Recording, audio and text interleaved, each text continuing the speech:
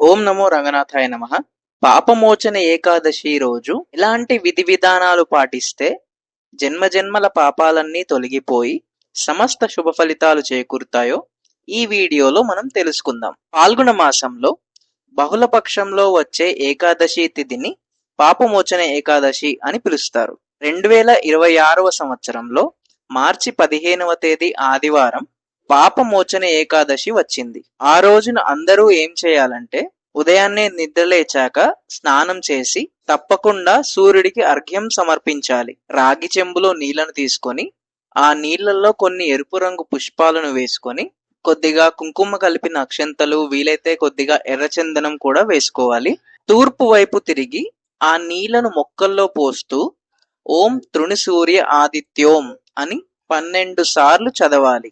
ఇలా సూర్యుడికి అర్ఘ్యం ఇచ్చినట్లయితే సంవత్సరం అంతా కూడా రాబోయే కొత్త సంవత్సరం సూర్యుడి సంపూర్ణమైన అనుగ్రహం సులభంగా కలుగుతుంది. అలాగే పాపమోచన ఏకాదశి రోజున శ్రీకృష్ణుడికి డోలోత్సవం చేయాలి. డోలోత్సవం అంటే శ్రీకృష్ణుడి విగ్రహం కానీ పటం కానీ ఇంట్లో ఉంటే ఉయ్యాలలో ఆ పటాన్ని విగ్రహాన్ని ఉంచి ఉయ్యాల ఊపాలి. అంటే ఉయ్యాల సేవ చేయాలి. దీన్నే డోలోత్సవం లేదా ఆందోళికోత్సవం అనే పేరుతో పిలుస్తారు.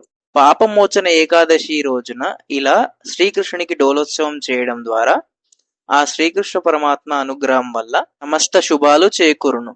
అలాగే ఆ రోజున అందరూ కూడా తప్పకుండా వైష్ణవ ఆలయ దర్శనం చేయాలి. వైష్ణవ ఆలయాలు అంటే రాముడు, కృష్ణుడు, నరసింహస్వామి, వెంకటేశ్వర స్వామి, ఈ రకంగా విష్ణు సంబంధమైన ఆలయ దర్శనం చేయాలి. అలాగే కొన్ని దానాలు ఇస్తే కూడా మంచి శుభ ఫలితాలు కలుగుతాయి. పాపమోచన ఏకాదశి రోజున తప్పకుండా ఇవ్వవలసిన దానం తులసి మొక్క దానం. మీకు దగ్గరలో ఏదైనా విష్ణు సంబంధ ఆలయం ఉంటే ఆ ఆలయానికి వెళ్ళి అక్కడ ఎవరికైనా మీ చేతితో ఒక్కరికి తులసి మొక్క దానం ఇవ్వండి. దీని ద్వారా సంవత్సరం పాటు లక్ష్మీనారాయణుల సంపూర్ణమైన అనుగ్రహం కలుగుతుంది. దీపదానం చేయడం కూడా చాలా మంచిది.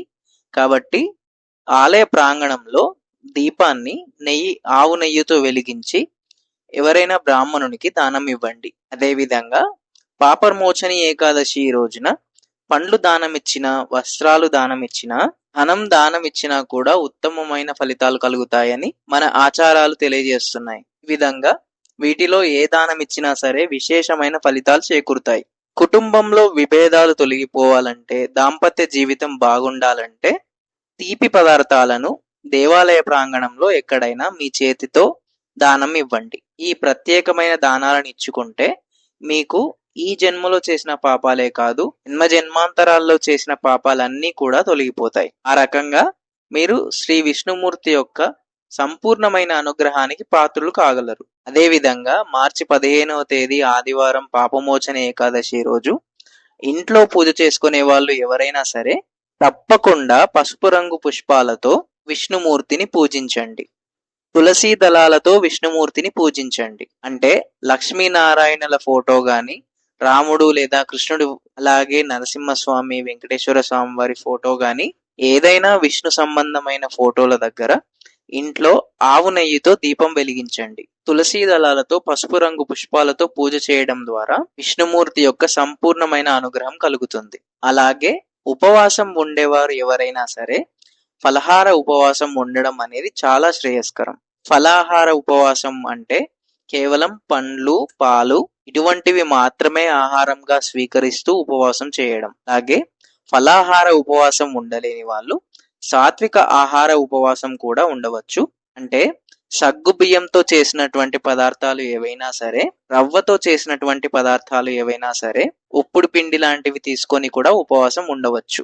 అలాగే ఆ రోజున అందరూ కూడా తప్పకుండా విష్ణు సహస్రనామం వినండి. వీలున్న వారు చదవండి.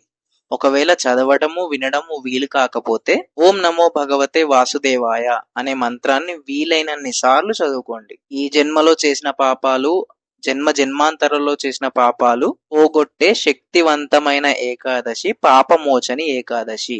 మార్చి 15వ తేదీ ఆదివారం ఈ పాపమోచని ఏకాదశి సందర్భంగా అద్భుతమైన అవకాశాన్ని సద్వినియోగం చేసుకోండి. ఇక్కడ చెప్పిన విధి విధానాలను పాటించి ఆ విష్ణుమూర్తి యొక్క అనుగ్రహానికి ప్రతి ఒక్కరూ సులభంగా పాత్రులు కండి. ఇచ్చిన ఈ సమాచారం మీకు నచ్చినట్లయితే ఈ వీడియోని లైక్ చేసి, షేర్ చేసి, కామెంట్లలో ఓం నమో భగవతే వాసుదేవాయ అని రాయండి. మరియు మా ఛానల్ని సబ్స్క్రైబ్ చేసుకొని మమ్మల్ని ఆశీర్వదించండి.